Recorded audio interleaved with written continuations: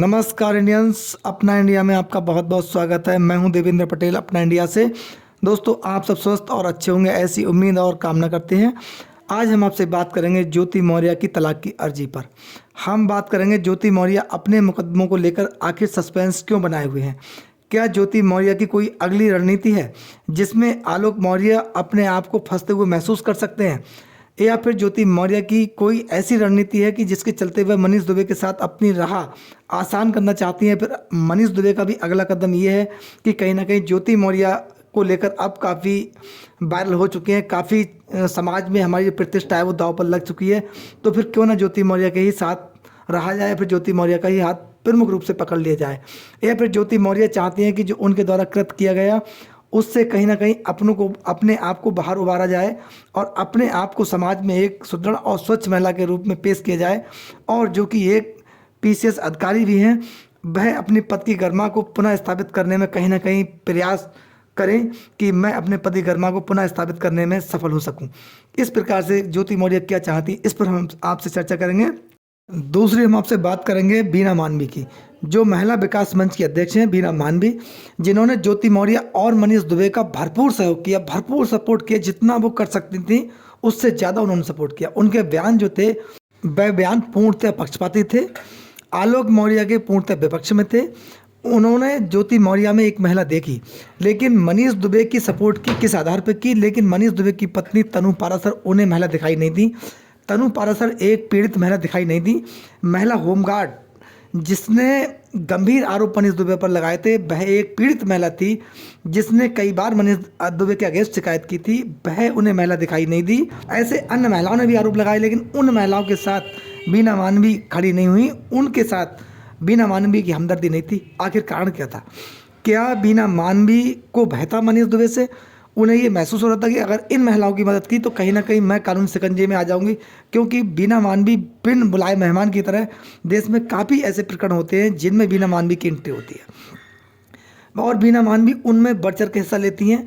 काफ़ी महिलाओं ने आरोप भी लगाए, जो महिलाएं उनके पास एक मदद की उम्मीद से गई थी, उन महिलाओं ने स्वयं मीडिया के सामने आकर ये आरोप लगाया कि बीना मानवी एक लूटने का काम करती है, हमें कहीं ना कहीं वो उनके द्वारा ठगा जाता है और उल्टा प्रताड़ित किया जाता है। यहाँ वहाँ जाने के बाद हमारी समस्याएं घटने के बजाय और बढ़ जाती हैं। बीना मानवी का काम है केवल अपनी वीडियो बनाना और अपने आप को वायरल करवाना, ये आरोप लगे। देखिए, मालती चौहान का प्रकरण था, बीना मानवी कितनी जल्दी से फुर्ती के साथ वहाँ पहुँच गई और उन्होंने अपने बयान देना प्रारंभ कर दिए मालती चौहान के प्रकरण। जबकि मालती चौहान का जो पूरा प्रकरण है वह एक न्यायिक प्रक्रिया का प्रकरण है। इसमें जांच अधिकारी के द्वारा जो जांच की जाएगी, इसमें सत्यता देश की आम जनता के सामने आएगी। इसमें बीना मानवी का बेवजह एंट्री करना कोई ज़्यादा आवश्यक नहीं है। इस पर भी आपसे चर्चा करेंगे। दोस्तों, पहले हम चर्चा करेंगे आपसे ज्योति मौर्य, जिन पर गंभीर आरोप थे उनके पति आलोक मौर्य ने लगाए थे मनीष दुबे और ज्योति मौर्य पर, जिनके खिलाफ जांच बैठाई गई और जांच पूर्ण होने से पहले आलोक मौर्य ने अपने कदम खींच लिए, यानी कि ज्योति मौर्य को कहीं ना कहीं राहत देने का काम किया आलोक मौर्य ने। इसके पीछे कारण क्या है? लोगों का कहना था कि कहीं ना कहीं आलोक मौर्य को दबाया गया, या फिर बहुत बड़ी डील हुई जिसमें एज ए प्रवक्ता काम किया बीना मानवी ने। तमाम ऐसे बातें मीडिया के सामने आई, चर्चाएं हुई, लेकिन इससे अगर मोटे तौर पे देखें तो ज्योति मौर्य की एक प्रकार से आलोक मौर्य ने मदद की और शिकायत वापस ली। कहीं ना कहीं ये महसूस हुआ कि अब ज्योति मौर्य और आलोक मौर्य की राह आसान होगी, दोनों एक छत के नीचे होंगे, एक साथ होंगे, आपस की जो द्वेष भावना है वो मिटा दी गई है। लेकिन ठीक इसके उलट ये हुआ कि ज्योति मौर्य ने आलोक मौर्य से के खिलाफ जो तलाक का मुकदमा डाला था उसे आज तक वापस नहीं लिया। अगर ज्योति मौर्य की तरफ से कोई हमदर्दी दिखाई जाती, आलोक मौर्य के जो बयान थे उन पर पर्दा डालने का काम अगर ज्योति मौर्य ने किया होता और आलोक मौर्य को विश्वास में लिया होता, तब जो पहला कदम है ज्योति मौर्य का यही होना चाहिए था कि अपना जो तलाक का मुकदमा है उसे वापस लिया जाए। उन्होंने अन्य जो दो मुकदमा आईटी एक्ट और घरेलू हिंसा का जो मुकदमा लिखवाया है उसमें भी ज्योति मौर्य ने अपना कोई प्रार्थना पत्र या शपथ पत्र नहीं दिया, जिसमें कि ज्योति मौर्य उन्हें फौरी तौर पर राहत दे सके अपने पति आलोक मौर्य को और उनके परिवार को। जबकि ज्योति मौर्य के सास ससुर काफ़ी बीमार हैं, पीड़ित हैं, परेशान हैं, दुखी हैं, वृद्ध हैं, लेकिन उनके खिलाफ भी ज्योति मौर्य ने अपना मुकदमा वापस नहीं लिया, उन पर भी कोई रहम नहीं किया। ऐसे में यह प्रश्न उठने लगा है कि ज्योति मौर्य आलोक मौर्य को कहीं ना कहीं फंसाए रखना चाहती हैं।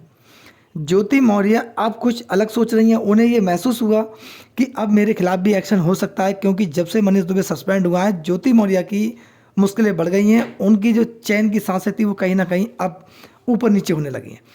जब ज्योति मौर्य के अगेंस्ट आलोक मौर्य ने शिकायत वापस ली थी, उसके बाद ज्योति मौर्य ने काफ़ी राहत भरी सांस ली थी और उन्हें ये फील हुआ कि अब मैं बच गई। लेकिन जब से एक्शन हुआ यहाँ पर पुनः ज्योति मौर्य कानून शिकंजे में फंस चुकी हैं। उन्हें ये महसूस होने लगा है, क्लियर है कि ज्योति मौर्य के खिलाफ एक्शन भी होगा, क्योंकि जब जांच जमीनी स्तर पर होगी और जांच बिल्कुल व्यापक रूप से होगी तो ऐसे में ज्योति मौर्य का फंसना तय है, क्योंकि उन पर अवैध संपत्ति अर्जित करने का आरोप और अवैध धन वसूली का आरोप और पद का दुरुपयोग करने का आरोप जो उन पर लगा है वह गंभीर प्रवृत्ति का आरोप। अपने उच्च अधिकारी को बिना बताए अपनी ड्यूटी से गायब हो जाना, चले जाना, ऐसे आरोप जिस अधिकारी पर लगे हों उसके खिलाफ एक्शन होना स्वाभाविक है। ठीक इसी प्रकार के आरोप मनीष दुबे पर थे, उनके खिलाफ एक्शन हुआ। लेकिन दोस्तों जब व्यापक जांच होगी ज्योति मौर्य के खिलाफ भी एक्शन होगा। लेकिन अब इसमें एक प्रश्न उठने लगा है कि क्या ज्योति मौर्य मनीष दुबे अब एक होने वाले हैं, या फिर मनीष दुबे को ये महसूस होने लगा है कि हमारे खिलाफ समाज में काफ़ी अब ऐसी सूचनाएं फैल गई हैं जो हमारे कृत्य थे वो समाज के समक्ष आ चुके हैं। देश की जनता और आम नागरिक और उच्च अधिकारियों के समक्ष पूरी सूचनाएं हैं। ऐसे में कहीं ना कहीं समाज हमें अपने स्तर पर एक्सेप्ट नहीं करेगा, तो क्यों ना जिसकी वजह से हम लोग बदनाम हुए वही एक हो जाएं। और इसी के चलते आलोक मौर्य की पत्नी ज्योति मौर्य और मनीष दुबे ये अटकलें लगाई जा रही हैं कि कहीं ना कहीं एक होने के बारे में विचार तो नहीं कर रहे, क्योंकि जिस प्रकार से आलोक मौर्य के खिलाफ जो ज्योति मौर्य ने मुकदमा दायर किया है अपना तलाक का, उसमें लगातार लंबी डेट ली जा रही है। ज्योति मौर्य एक बार भी अभी न्यायालय के समक्ष पेश नहीं हुई हैं और ऐसे में ये उम्मीद की जा रही है कि ज्योति मौर्य इस मामले को और टालना चाहती हैं, इसको ठंडे बस्ते में पहुंचाना चाहती हैं। किसी प्रकार से ये प्रकरण थोड़ा धीमा हो जाए, ज्योति मौर्य से लोगों की नज़रें हटें, जिससे मनीष दुबे और ज्योति मौर्य दोनों ही अपनी अगली प्लानिंग को कामयाब कर सकें और अपने मामले को आगे बढ़ा सकें। ऐसी अटकलें अब बहुत ज़्यादा तेज हो गई हैं।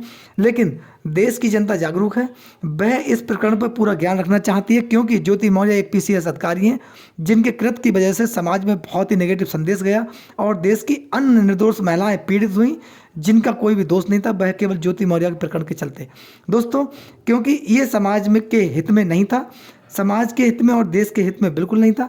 ऐसे में ज्योति मौर्य के प्रकरण को भुलाए जाना देश की जागरूक जनता के लिए बहुत ही मुश्किल हुआ, क्योंकि देश की अब जनता पढ़ लिख गई है, आगे बढ़ गई है, वह अपना अच्छा और बुरा जानती है और जागरूकता बहुत ज़्यादा है देश के युवाओं में। दोस्तों वह कोई भी व्यक्ति हो जो राष्ट्रहित और समाज हित को ताक में रखकर अपने निजी स्वार्थ सिद्ध करेगा, जबकि राष्ट्रहित और समाज हित का दिखावा करते हुए ऐसे लोगों को लताड़ने में देश की जनता काफ़ी जागरूक है और वह उनको सबक सिखाने के लिए काफ़ी अग्रसर है और प्रभावी भी है।